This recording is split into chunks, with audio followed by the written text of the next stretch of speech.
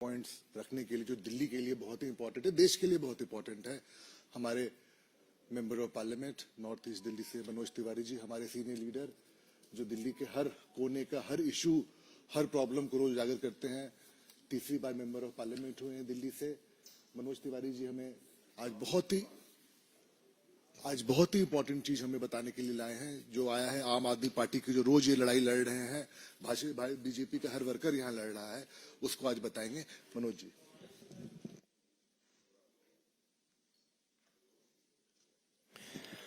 धन्यवाद प्रत्युष भाई। दोस्तों, सबसे महत्वपूर्ण बात आज की इस प्रेस कॉन्फ्रेंस में ये है कि अभी तक तो हम लोग देखा करते थे कि किसी आरोप में, किसी घोटाले में, किसी बड़े स्कैंडल में व्यक्ति फंसा करते थे, व्यक्तियों का समूह फंसा करता था। लेकिन आज दिल्ली में एक नया इतिहास बना है, जहां शराब घोटाले में दिल्ली की जनता की, झुग्गी झोपड़ी में रहने वालों की, अनऑथराइज्ड कॉलोनियों में रहने वालों की, रेहड़ी पटरी जैसे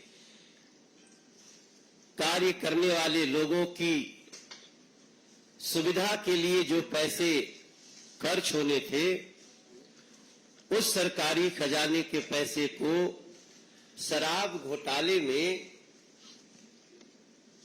एक बड़ा लूट करने के लिए सीधे राजनीतिक पार्टी ही आरोपित हो गई है। सीधे सीधे आम आदमी पार्टी वही जांच एजेंसी के रिपोर्ट के चार्जशीट में 38 नंबर पे आम आदमी पार्टी, एक राजनीतिक पार्टी, वही आरोपित हुई है। वही चार्जशीट में इस आरोप के साथ आई है कि इस लूट की बेनिफिशियरी ये पार्टी है और उस पार्टी का नाम आम आदमी पार्टी है। अरविंद केजरीवाल जी, उनके खिलाफ जितने साक्ष्य थे, जांच चल रही थी, जिसके तहत वो गिरफ्तार भी हैं। उस अरविंद केजरीवाल ने, जिन्होंने बार बार जीवन में कहा है कि हमारे ऊपर अगर कोई छोटा सा आरोप भी लगा तो हम इस्तीफा दे देंगे। जब केस चल रहा था, जांच एजेंसियां काम कर रही थी, जगह जगह से साक्ष्य आ रहे थे, गवाह अपनी बात कर रहे थे, तब तो खैर उन्होंने नहीं दिया इस्तीफा। लेकिन आज जब वो स्वयं ईडी की चार्जशीट में दिल्ली के शराब घोटाले में 37 नंबर के आरोपी बन गए हैं, अब दिल्ली इस आशा से देख रही है कि शायद उनकी नैतिकता जागे और वो इस्तीफा दें। लेकिन जिस राजनीतिक पार्टी को ही आरोपित कर दिया गया हो किसी ऐसे शराब घोटाले में, वो पार्टी क्या करे? नैतिकता उस पार्टी के लिए आज क्या बनती है? ये सबसे बड़ा सवाल है। और ये सवाल देश के हर राजनीतिक पंडित के मन में भी होना चाहिए, होगा भी, दिल्ली की जनता के मन में भी है। और हम सब सांसद के रूप में, दिल्ली के सांसद जहां जा रहे हैं, दिल्ली की जनता यही कह रही है कि इनके खिलाफ कार्रवाई होनी चाहिए। अब सवाल यह भी उठता है कि एक राजनीतिक पार्टी, आम आदमी पार्टी, जो आई ही थी करप्शन के खिलाफ एक्शन करने के लिए, उसके जितनी नैतिक बातें, जितनी कागजी बातें, जितनी मैनिफेस्टो की बातें आप अगर आज अध्ययन करते हैं, तो हमें लगता है इस देश में कोई दूसरी पार्टी इतनी नैतिकता की बात करते हुए तो नहीं आई थी जितना आम आदमी पार्टी। मेरा मानना है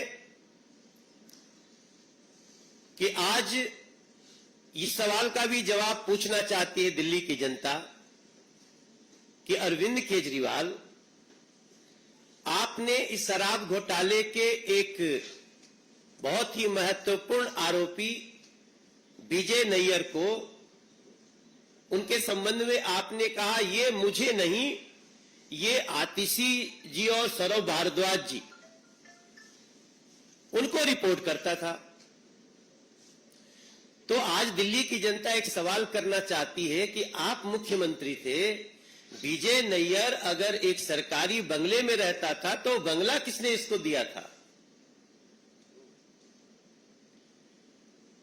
वो जिस बंगले में रहते थे उसकी अलॉटमेंट कैसे हुई थी, इसका जवाब तो एक चिट्ठी लिख करके जेल से दे देना चाहिए। ऐसे में आज मैं दिल्ली की जनता से भी ये प्रार्थना करूंगा, मुझे भी दिल्ली में सांसद के रूप में कार्य करते हुए मैं 11वें वर्ष में प्रवेश कर गया। तीसरी बार दिल्ली ने हमको सांसद बना के खड़ा किया और जब हम गली में जा रहे हैं तो मैं आज ये भी बताना चाहूंगा कि दिल्ली की जनता को क्या क्या झेलना पड़ रहा है। आपको जानकर के दुख होगा कि दिल्ली में 2018 के बाद जो 60 साल का हो रहा है अब उसका बुजुर्ग पेंशन नहीं मिलता है। दिल्ली में पिछले 10 साल में एक भी किसी गरीब का नया राशन कार्ड नहीं बना है, जबकि लगभग 1,72,000 लोग out of 72 lakh total ration card धारी 72 लाख हैं, इसमें 1,72,000 लोग अभी संसार में नहीं है स्वाभाविक रूप से। उसके बाद भी एक गरीब का राशन कार्ड नहीं बना। और हम जब भी कहीं बैठते हैं जन सुनवाई करने, जब भी हम कहीं बैठते हैं लोगों के बीच में, तो उस उपस्थिति का 30% लोग राशन कार्ड के लिए गरीब चिल्ला रहे होते हैं। आप सबको ये दिल्ली के जनता को जानकारी में रहे कि जो 5 लाख रुपए का फ्री ऑफ कॉस्ट इलाज पूरे देश में 55 करोड़ लोग उसमें इनरोल्ड है, जिसमें लगभग 70 से 74 लाख तक की आबादी दिल्ली